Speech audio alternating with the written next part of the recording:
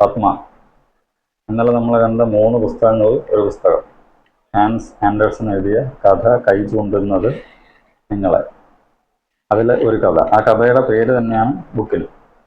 കഥ ഇങ്ങനെയാണ്: മുഖത്ത് നോക്കി പരുഷം പറയുകയാണെന്ന് തോന്നാതെ ഇരിക്കാൻ പണ്ടുള്ളവർ, പഴമക്കാർ, ഒരു സൂത്രപ്പണി, ഒരു സൂത്രവിദ്യ ഒപ്പിച്ചിരുന്നു. അതായത് മുഖത്ത് നോക്കിയുള്ള കാര്യം പറയണം, പക്ഷെ നേരിട്ട് പറയാത്ത രീതിയിൽ പറയാൻ വേണ്ടി അവരെന്ത് ചെയ്തു?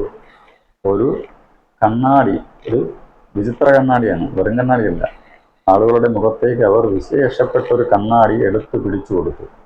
എന്തെങ്കിലും പരുഷം പറയണമെന്നുണ്ടെങ്കിൽ എന്ത് ചെയ്യും? ഈ കണ്ണാടി എടുത്ത് ആൾക്കാരുടെ മുഖത്തേക്ക് തിരിച്ചു വെച്ചു കൊടുക്കും. അതിൽ കാണുന്നത് എന്താണ്?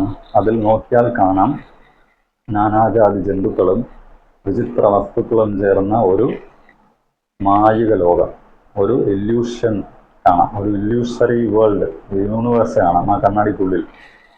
രസിക്കുന്നതോടൊപ്പം ഉദ്ബുദ്ധരാക്കുകയും ചെയ്യുന്ന കെട്ടുകാഴ്ച, ഇല്യൂഷൻ. അതിനവർ കെട്ടുകഥ എന്ന് പേരുമിട്ടു. അതിൽ ജന്തുക്കൾ കാട്ടിക്കൂട്ടുന്ന മണ്ടത്തരങ്ങളെയും മിടുക്കുകളെയും മനുഷ്യർ തങ്ങളോടൊന്നു ചേർത്ത് വായിക്കുകയേ വേണ്ടൂ. അതായത് ആ വേൾഡിൽ ജന്തുക്കൾ കാണിക്കുന്നത് എന്തൊക്കെയാണോ, മണ്ടത്തരങ്ങളായാലും ശരി, മിടുക്കുകളായാലും ശരി, അത് മനുഷ്യരാണ് എന്നുള്ള രീതിയിൽ മാറ്റിയാൽ തീരുന്ന കാര്യമേ ഉള്ളൂ.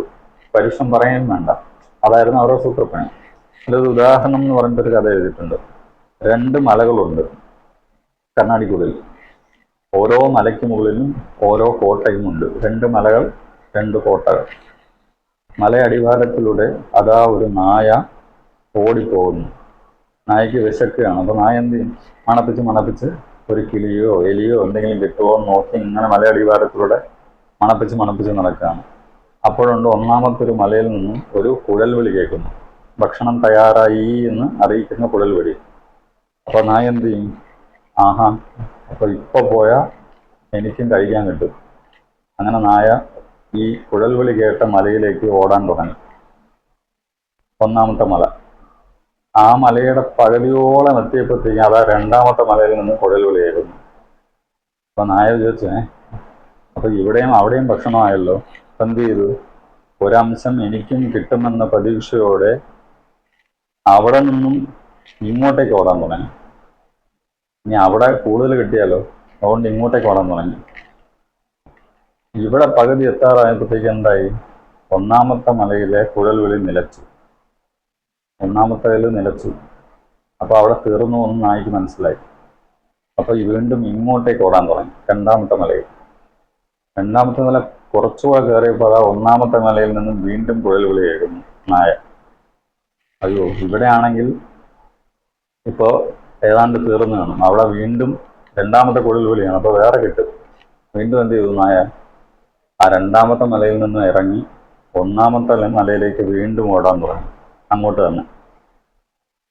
1ാമത്തെ മല പകുതി കയറി എത്താറായപ്പോഴത്തേക്കും 1ാമത്തെ മലയിലെയും 2ാമത്തെ മലയിലെയും 2 കുഴൽവിളികളും നിലച്ചു. അതായത് 1ാമത്തെ മലയിലെയും 2ാമത്തെ മലയിലെയും കുഴൽവിളി ഒരുമിച്ച് നിലച്ചു. 2ഇടത്തും ഭക്ഷണം തീർന്നു. നായ അങ്ങോട്ടും ഇങ്ങോട്ടും ഓടിക്കൊണ്ടേയിരുന്നു. ഓരോ കുഴൽവിളി കേൾക്കുമ്പോഴും അവിടെ കിട്ടും, ഇവിടെ കിട്ടുമെന്ന് പറഞ്ഞ് ഓടിക്കൊണ്ടേയിരുന്നു.